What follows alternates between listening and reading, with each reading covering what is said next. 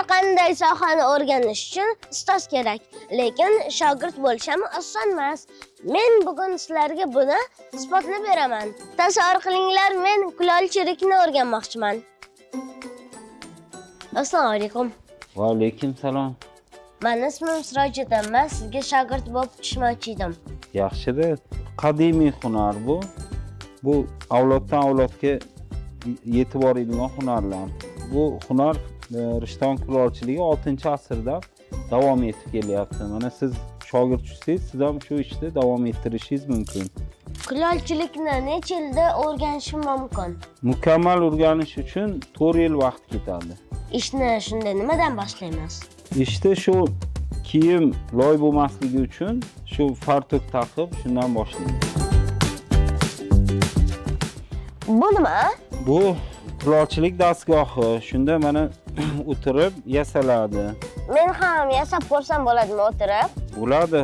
Hozir mayli o'tirib ko'ring, keyin birgalikda mana Muhammad Rasul bilan shogirdim bilan birgalikda loy tayinlab shunda yasab ko'rasizlar. Xo'p bo'ladi. Wow. Menga ham loy bering.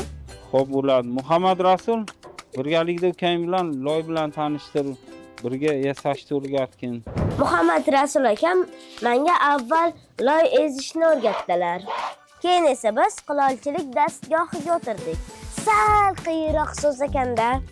Shu paytda turistlar kelib qoldi. Ular meni birinchi ishimni kuzatishdi.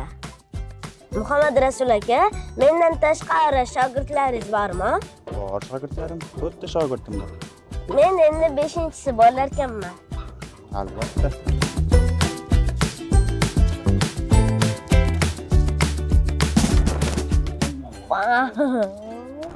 Mana men ustozim bilan birinchi bo'lib yasagan idishim. Qani, ustoz, men yaxshi shogird ekanmanmi?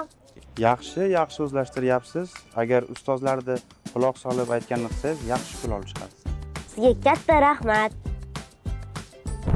Men yasagan likopcha bir haftadan keyin tayyor bo'lar ekan. Bir haftadan keyin o'zim olib ketaman. Menga salgina qiyinroq bo'ldi, lekin menga yoqdi. Sizcha kimga shogird bo'lishni xohlaysiz?